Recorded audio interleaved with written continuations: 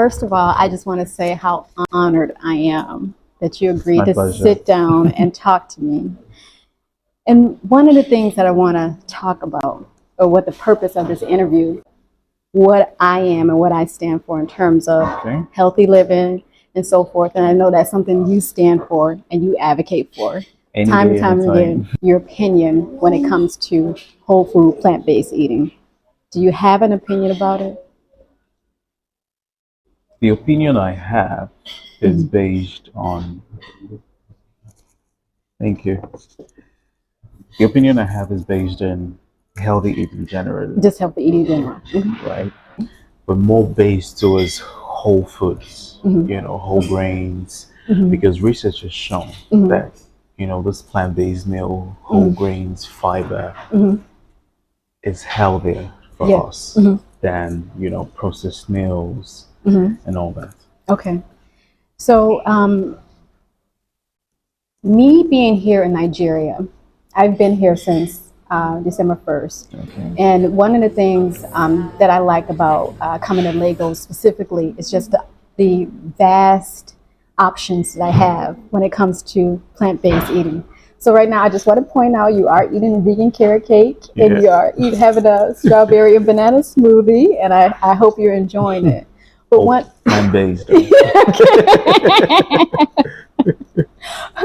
but in with this restaurant in particular that we're at right now, they have both options for vegan and for non-vegan, and they're not too many places here in Lagos where I can say that there are restaurants that are fully vegan, because Yeah. it's just it's one of those things that Nigeria hasn't adopted in terms of um, just an option for people who choose to go whole food plant based completely. And one of the things that I love is that I was able to find a vegan community on WhatsApp. And so we share a lot of different topics, a lot of different food ideas, and what have you. Why do you think, or if you do have an opinion, is it for Nigerians to kind of make that switch? I think one of the reasons we do not have, you know, fully vegan-based restaurants, Mm-hmm. and this is just my opinion and it's anecdotal, Mm-hmm. is that it's cultural. It's a cultural thing. Mm-hmm. Growing up, a lot of Nigerians see meat as a reward. Mm-hmm. So Okay. we give Nigerians a plate of rice Mm-hmm. and pieces of or a piece of meat. Mm-hmm. We'll be done with the rice first, Mm-hmm. and then we go for that piece of meat. Mm-hmm. Most people, Mm-hmm. and over time, it's like if you want to punish a child, right, remove a piece of meat from your food. Mm-hmm. So over time, meat has become that reward, Yeah. and so it's going to be difficult for a lot of Nigerians to, switch Mm-hmm. to, vegan-based meals, Mm-hmm. except they understand how healthy or the benefits of it Yeah. to them. Mm-hmm. And for me, one of the benefits I would talk about any day, anytime, anywhere Mm-hmm. is the presence of fiber, Mm-hmm. Yes. right? Mm-hmm. And when it comes to the reason why I think people should, go plant-based, even if not the whole week, but 1 or 2 days in a week, is the fiber has been shown to, stave off healthy gut habits, Yes. anti-cancer in Yes. one way or the other. Mm-hmm. So this enough is reason. Mm-hmm. Yes. This enough is reason Mm-hmm. to, even helps with weight loss if Mm-hmm. that is your goal. Mm-hmm. You should have, more plant-based, more fiber in your meals, Mm-hmm. and that enough should be, that enough should be convincing if you're looking to make that switch. And I would say don't just go all out. You could try some days in a week. Yeah. If it's something you think you can continue, Mm-hmm. maybe Yeah. go all out. Mm-hmm. Yeah, because I found that with some uh, just different Nigerians that Yeah. I've spoken with, to make that transition for like a whole food plant based lifestyle. Yeah. Some of them are afraid about whether or not that's going to help them on their journey when it comes to their size or how it would taste, or just the whole idea that it's just foreign with them. Yeah. You know, I'm already healthy. My family is healthy. I have a background of being healthy. So therefore, you know, Why? there's no, yeah, so why? Yeah. So why do it? I remember when you did your interview and you were talking about your own health concerns with your brain tumor. And you mentioned when you mentioned your brother, where you talked about eating salad, and he even teased you and called you a goat. So he hasn't made the switch, Okay.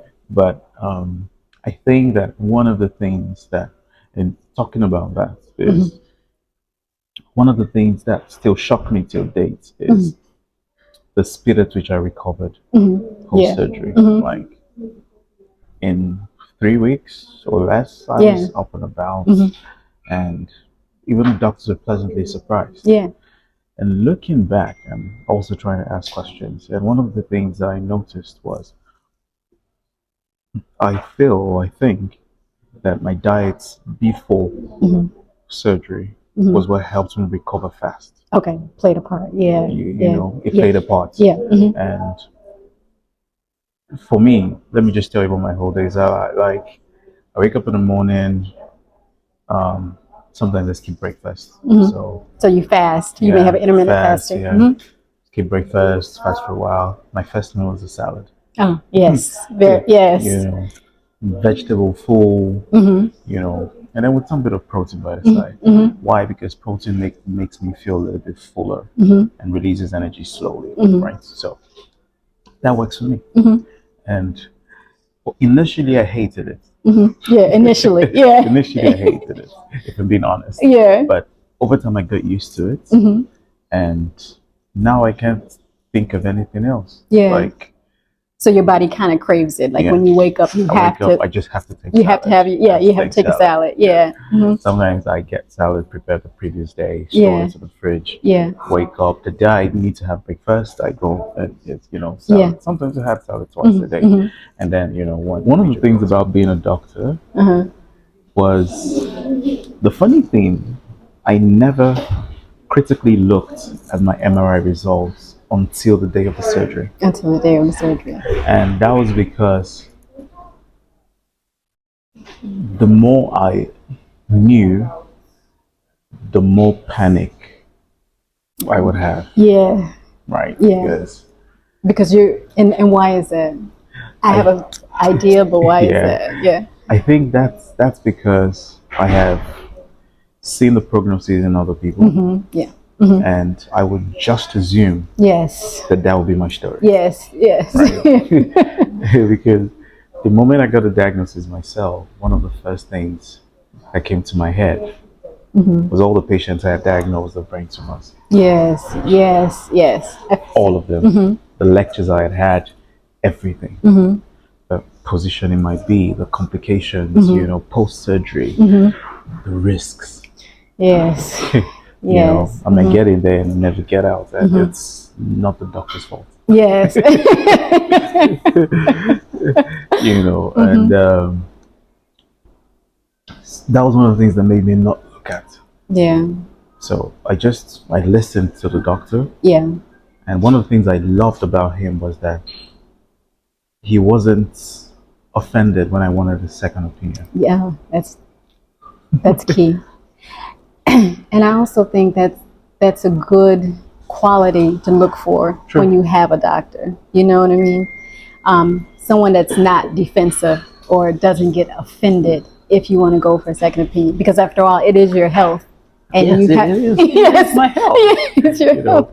He said things like, if you really want to speak to someone else, please do. I can recommend a few for you. And I thought about it. I was like, I think I like that. Yeah, I like that. That's a blessing. At that point, I took, you know, I never argued. I just told him to explain further. Okay. Because as a neurosurgeon, he knew more than I did. Okay. When it had to do with the brain. Okay. All I knew was, you know, the basics up to a certain point. Okay. But I couldn't do brain surgery. Okay. All right. So I would trust his opinion. get from a few other people and find if it was true or not. Okay. All right. That's beautiful. Okay. Well, lastly, um, I am curious. Have you done anything differently ever since you've been diagnosed, you've gone through your recovery? Has anything changed in your life in My terms of life now? in terms of your health? Do you do anything differently, or are you more conscious of? I was health conscious before the surgery, Yes. Mm-hmm. and from what I was told, that the tumor had probably been there since I was a kid. Really? Right. Yeah. So it's one of those slow growing tumors. Mm-hmm. And I had signs. I just didn't But you just. take note of it. Mm-hmm. And those signs, and the major sign I had was headaches. Mm-hmm. I had a lot of headaches, and I would just assume it's stress because I'm busy, slow down, and also stop taking coffee. Yeah. But they weren't helping. So at some point, the headaches got so bad that in 2020, 2020, I had to do a CT scan. I did a CT scan, and they said there was nothing there, which was strange because these tumors don't grow in 2 years. No. Exactly. So, um, post surgery, I just continued doing what I was doing. Went back to the gym. I'm still on my plant-based, whole food diet. Haven't changed anything because the kind of tumor I had, which is a craniopharyngioma, has no known cause, and so no known prevention, no known risk factors. It could happen to anyone. Yeah. Yeah. You're right. It could happen to anyone. So it wouldn't make me say. I know there were people who said things like, after all this healthy lifestyle, he still got sick. What's the point? And I was like, getting up and about in 2 weeks or less. That's the point. That's the point, and it makes such a difference Yeah, it does. in your recovery as you age. Yeah, It true. just it just makes a difference in terms of how your body is moving, and Yeah. just everyone should want to age gracefully. So that's how I look at it. That's the goal. Yeah, that's the goal. That's the That's goal. the goal. Okay. All right. Well, I thank you. Thank you. I appreciate you taking the you. time. I appreciate you This is a trying to wonderful carrot cake. conversation. Love it. Sorry, so, Sure. do we need to do a?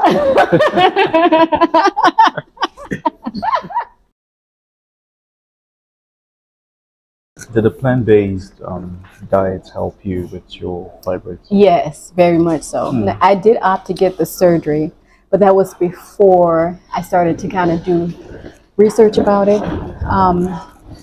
and learning, why the fibroid was growing, how it affects Black women in particular. Yeah, true. Yeah. So, which is why I made the switch, and then everything changed for me. Like, my menstrual cycles were no longer painful.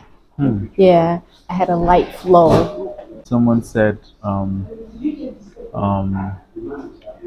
the things we put in our mouths can either hasten disease or Yes. prevent it. Yes, absolutely. And Yeah. I don't think there's anything that is more realistic than that. Yeah, absolutely. It's just a fact. Yeah, when I watched it for the first time, I got emotional watching it, and I think it touched a lot of people. It did. Yeah, And then almost everybody called me and said, your video made me cry. I'm like, it did. It did. no, that was not the plan. I know it wasn't the plan, but that's exactly what happened. It's actually a new project we're working on.